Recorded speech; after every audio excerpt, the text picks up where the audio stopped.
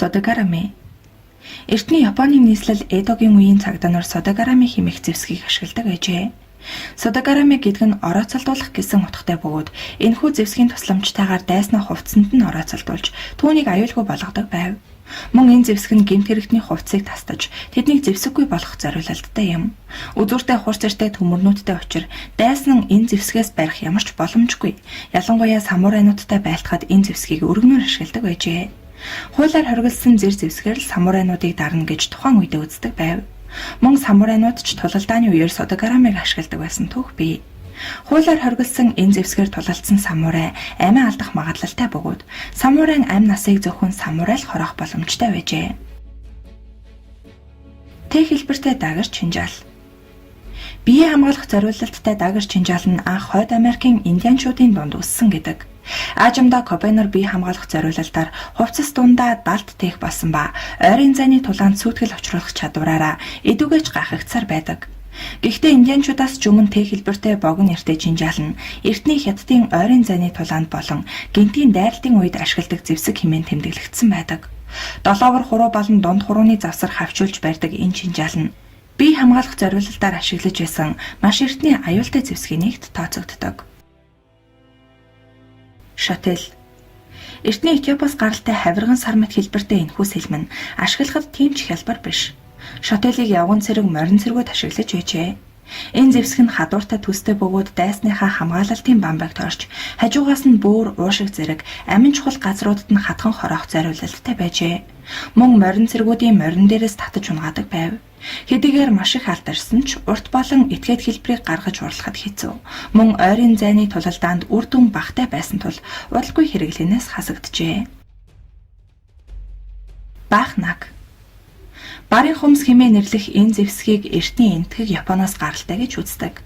Анх үүссэн цаг хугацааныхын талаар зөрүүтэй мэдээллүүд байдаг. Үзүүрт нь хорт үргэсэн барын хумс хэмээх энэ зэвсгийг эртний рашпуудууд аллах үлдэхтэй ашиглаж байжээ.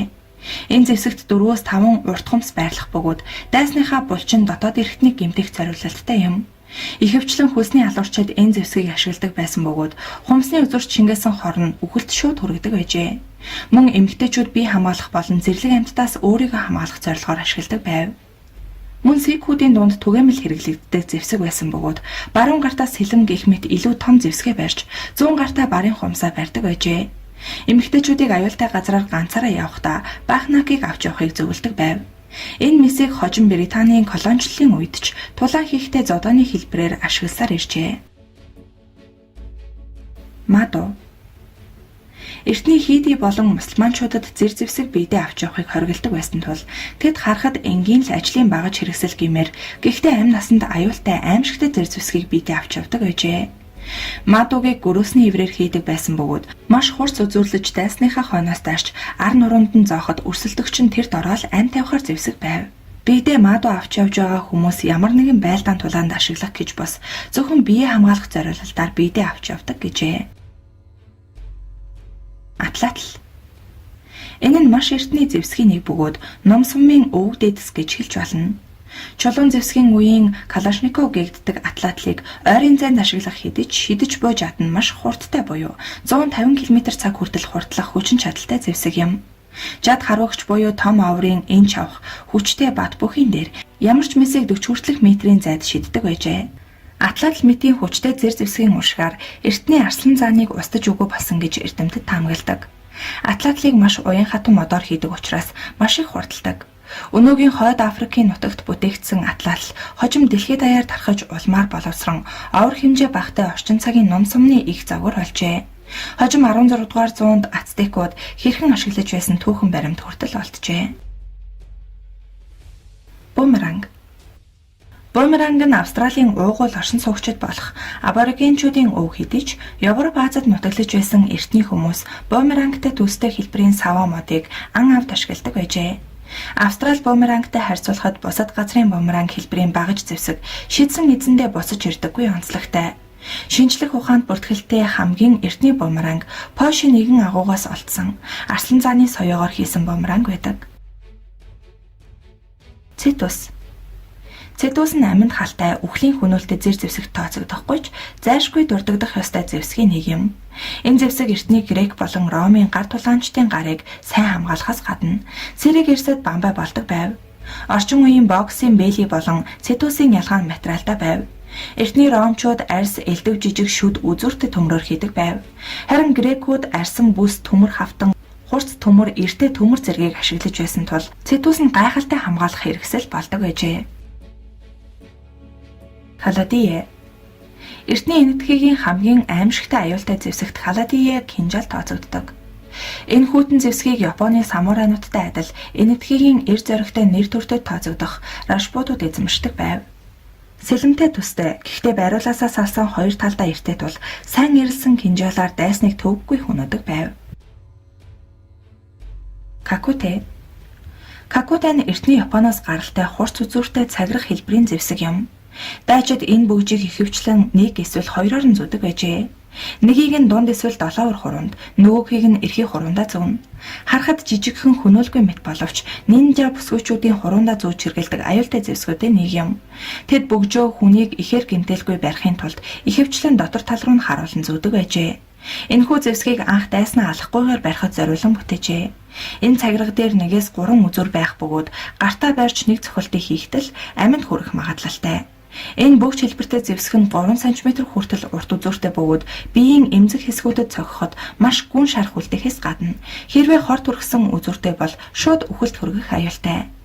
Какуте куноити буюу эмэгтэй нинжа нар хурдан үхлийн аюултай халдлагын үеэр бөгжин дээр хорт усаа чиргэлдэг байсан ажээ. Хопеш. Эртний Египтээс гаралтай энэ зэр зэвсэг нь сүх сэлэмний холмог мэд хэлбэртэй. Хопеш нь эдгээр багажны аль альных нь онцлогийг агуулах бөгөөд энэ зэвсгээр цавчиж зүсэж зоож болдог. Байлдааны зэвсэг болохоос өмнө фараоны удирдлагын бэлэг тэмдэг байсан бөгөөд зэвсгийн үр дүн мэдснээс хойш байлдааны зэвсэг болгон ашиглажээ. Энэхүү зэвсгийн тухай анх шинэ вант улсад дурдсан байдаг бол сүүлд ойролцоогоор манай эртний өмнөх 1300 жилийн тэртээ дурддагдсан байдаг. Хопешийг зэсээр хийх тул нилээд хүнд жинтэй. Хэдийгээр тулаанд хүнд жинтэй зэр зэвсэг авч явах нь бэрхшээлтэй ч буух жимгийн нэг цохилтоор л дайсныг нам дарж чаддаг байжээ. Кипинга. 56 см урттай Африкийн хамгийн дайчин омгуудын нэг Асанда омгийн дайчид тулаанд орохдоо авч явдаг байсан энэ шиддэг сэлмэн хутг нь 3 эртэй байжээ.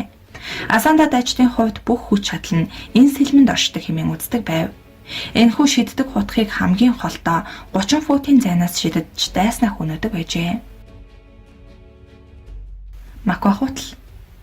Маквахутл нь сэлэн мэт хэлбэртэй нэгэн төрлийн бороохон юм. Хажуу талууд нь шүдтэй бөгөөд маш хатуу түүнийг 90-120 см урттай модоор хийдэг байжээ. Модон элдний эрен дээрх шүднүүдийг маш хурц чулуугаар хийдэг.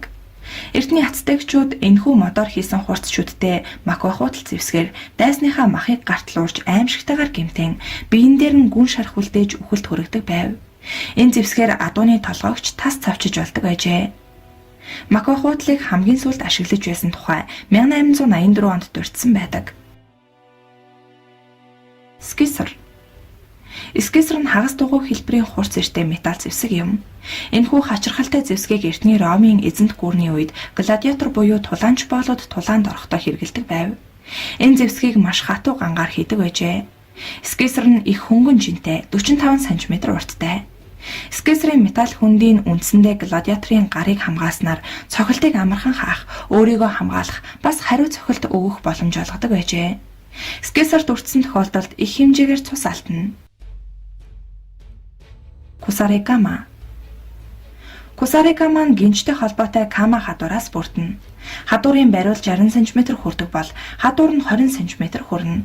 Хадуур нь бариултайгаа перпендикуляр байх ба дотор мориу хэсгээр эвлэгдсэн байдаг. Бариулын нөгөө төгсгөл гинжтэй холбоотой байх ба түүний урт ойролцоогоор 2.5 м ба түүнээс бага байна. Энэхүү зэвсгийн жинг ашиглан дайснаа унгаах эсвэл гинжээр дайснаа ороосны дараа хадуурыг хэрэглэх зэрэг олон янзаар хэрэглэх боломжтой. Үүнээс гадна хадуураар дайснаа зогсны дараа гинжээрээ буцаан хадуураа татаж авах боломжтой байжээ. Ийм байдлаар кусарикамаг цайзыг хамгаалахад түлхүү ашигладаг байжээ. Шонгов. Энэ зэвсгийг хятадын алдарч Шаолны сүмийн хуургууд бараг л үргэлж биедээ авч явдаг байжээ. Шонгоу гэдэг нь дэгээтэй оройдоо хурц чинжаал хадуур болон бариултай сэлэм юм. Энэ хачирхалтай зэвсэгтэй дайчин хол ойр ямар ч зайд тулалдах боломжтой байдаг. Сэлмэн бие биентэй чагтлахын тулд дэгээ хэлбэртэй, дайсны цохилт бүлэлтээс хаахын тулд гадна тал нь саран хэлбэртэй, үзүүлсэн бариул нь ойрын занаас эсрэг тал руугаа довтлоход зориулагдсан байна. Сэлмний урд хэсэг хадуурын хонхор болон дэгээний гадна тал нь эртэй байдаг. Заримдаа дэгээний дотор тал эрлэгдээгүй байдаг. Учир нь дэгээнээс бариад дайсан руу саран хэлбэрийн хадуураар зохиход тун тохиромжтой байдаг ажээ. Эдгээр олон янзын хэрэглэх аргаараа хол ойр байх дайсныг төвөггүй дийлнэ. Жадаар арагш дайрч болно, харин хадуураар дайсныг зүсээ зогсохгүй түлгэж унгах боломжтой. Дэгийг дайсныг гэмтэх, дайснаасаа зүгдэх, тэдний айл нэг гар хөлнөөс барьж авах, саатуулах, хавчих зэвсгийг нь булах, дайсныг өөртөө ойртуулах зэрэг олон янзаар ашигладаг. Чижуа. Төмөр гар хэмээх чижуа нь урт саваа болон хүний гарыг дуурайлган хийсэн урт хумстай гарнаас бүрдэнэ. Энэ хумс нь дайсны арсыг хайр наргүй урдаг.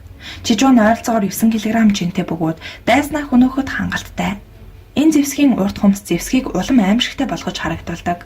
Чижуаг гарамгаа ашиглаж сурсан хүн дайснаа мориноос нь төвөггүй унгаж чаддаг байв.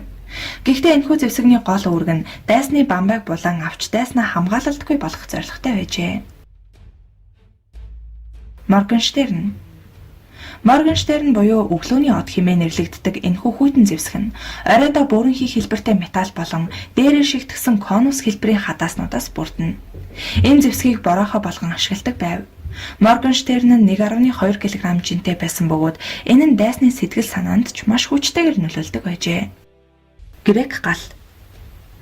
Дундад зууны үед Византийн оршин суугчид Тэнгисийн дайн тулааны зэвсэг болгон энэхүү грек гал хэмээх шатамхай холцтой химийн бодисыг хэрэглэдэг байжээ. Византийн хүмүүс нууцлаг найрлага бүхий энэ шингэнийг дайсны цэргүүд рүү цацаж дайснууд галдан шатдаг байсан гэдэг. Грек галыг ашиглахдаа маш их дуу чимээ гаргадаг шингэн холомгийг Зисифоноор турагдаг байжээ. Шингэний гадагшлуулах хүчийг бий болгохын тулд шахсан агаарыг ашигладаг байв. Сифон холцыг хамгийн ихдээ 25-аас 30 м хол турагдаг байжээ. Иймээс анх энэ зэвсгийг далай дээрх дайны үед модон хөлөг онгоцны эсрэг ашигладаг байсан гэдэг. Хачирхалтай нь грек галыг унтраах юу ч байдаггүй байв.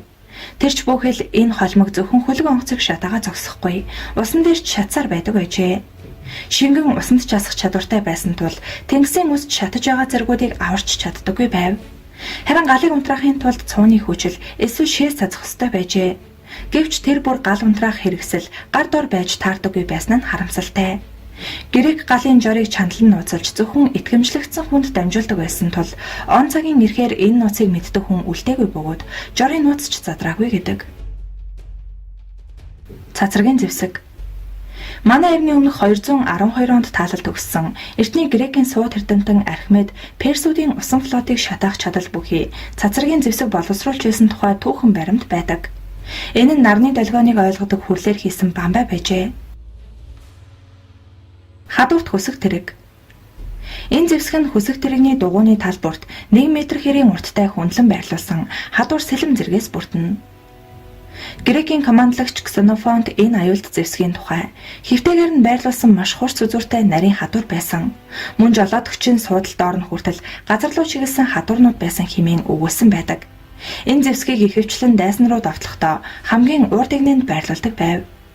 Хадууртай дугуйт хөсөх тэрэгний гол үүрэг нь явган цэргүүдийн эгнийг устгахад чиглэдэг байжээ.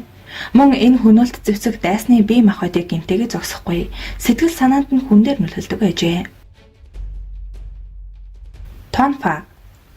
Тонфа нь эртний Японы Окинавагийн зодооны урлагийн хамгийн алдартай тулалдааны зэвсэг юм. 13 дугаар зууны үед Окинава арлынхан Японы удирдлагын эсрэг тэмцэж байх үедээ огт зэвсэггүй байсан гэдэг. Харин нутгийн иргэд байгаа зүйлээ ашигтайгаар ашиглаж сурчээ. Тухайн үед хэрэглэж байсан зэвсгүүдийн хамгийн алдартай нь тонфа байсан бөгөөд энэ нь сава мод байсан юм. Сава модоор өрсөлдөгчийнхээ толгой руу цохиж гэмтээхэд их боломжтой байжээ. Энэ сава мод нь уртынхаа 3/1 хэмжээтэй залгагдсан перпендикуляр бариултай. Ойролцоогоор 380-аас 510 мм урттай бөгөөд царс модоор хийдэг байжээ. Тонфа нь Окинавагийн зодооны урлагтай холбоотой байдаг боловч гарал үүсэл нь маш их маргаантай байдаг. Зүүн өмнөд Аз, Индонез, Таиландаас гарал үүсэлтэй гэж үздэг боловч Хятадаас гаралтай гэх нь бий. Зарим судлаачид Тонфаг эртний тариачдын ашигладаг байсан чулуун термийн бариулаас үүдэлтэй гэдэг. Орчин үед хууль сахиулах байгууллага хамгаалалтын албадууд Тонфагаас гаралтай зэвсэг болох боройхыг хамгаалах хэрэгсэл болгон ашигладаг. Хөгжим тоглох. Дайснаа зөвхөн ямар нэгэн хурц мэс үхлийн зэвсгээр биш, харин сэтгэл санааны байдлаарч дарж эсвэл дэвэргэж балдаг. Үүнийг хийх хамгийн шилдэг арга гол зэвсэг нь хөгжим юм. Учир нь хөгжмийг Библийн үеэс эхлэн хүний сэтгэл санаанд нөлөөлөх зорилгоор ашиглаж байсан түүхтэй. Хожим Солонгосын дайны үеэр Америкчуудын эрч хүчийг сааруулахын тулд Хятадууд оршуулгын ая дарж сэтгэл санааг нь гундуухан болгодог байжээ.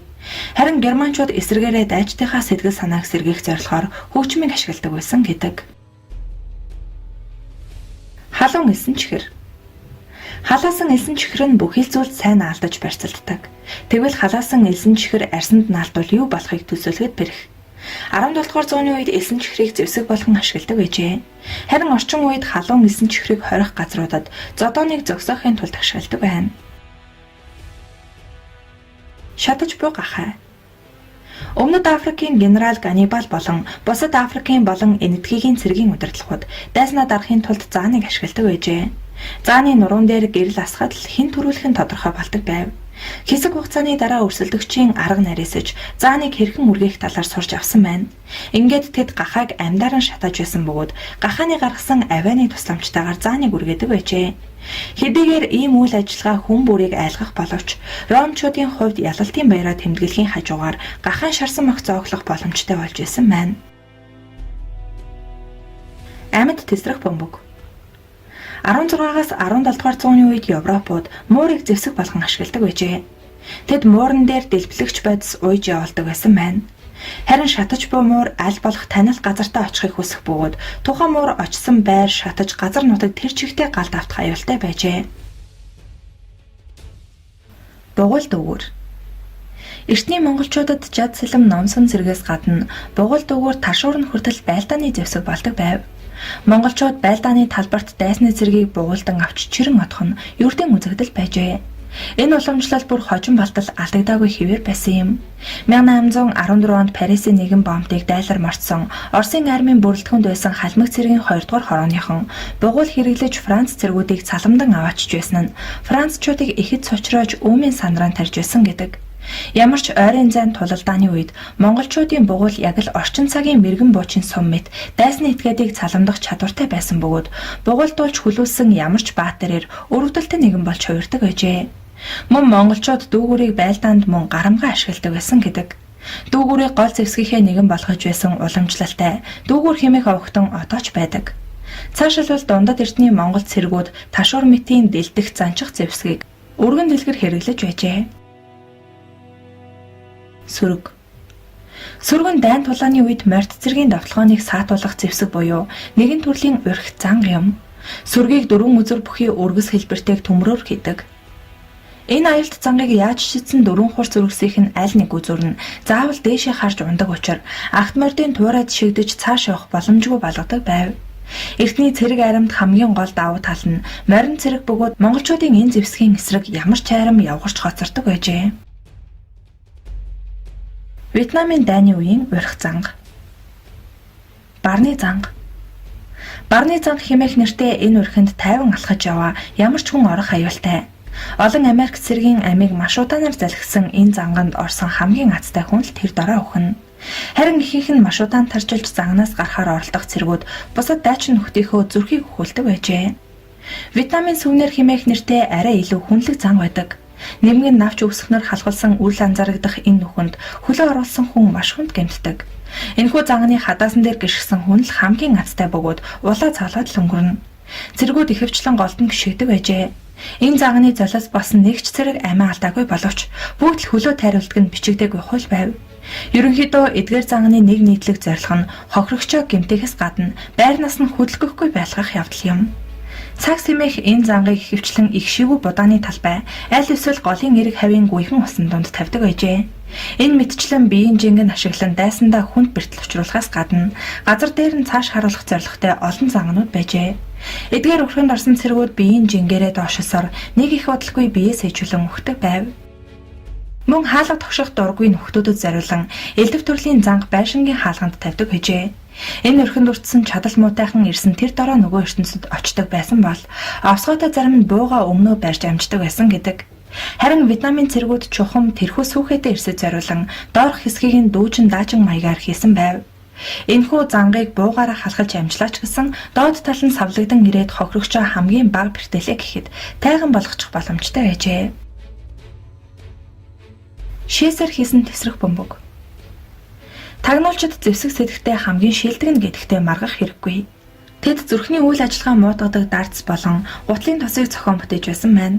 Эдгээр зэвсгүүдээс хамгийн шилдэг нь шээсээр хийсэн тесрэх бөмбөг байжээ. Энэ зэвсгийн найрлаганд шээс азотын хүчил болон бусад найрлагууд багтсан бөгөөд энэ нь дэлбэрэх үйлчилгээтэй байжээ.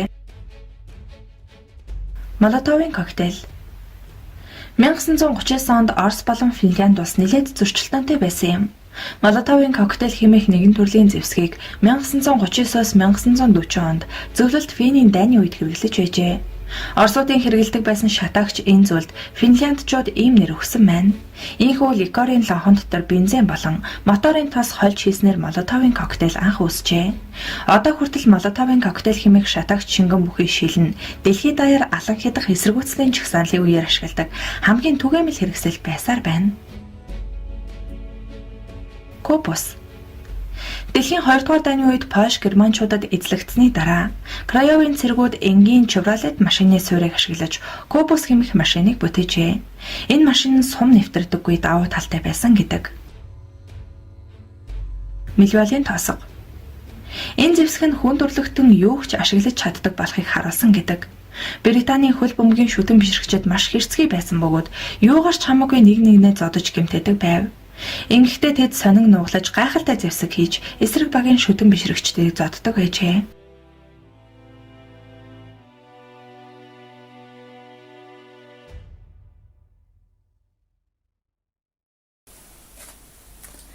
Дараагийн бичлэгээр уулзлаа. Түр баяртай.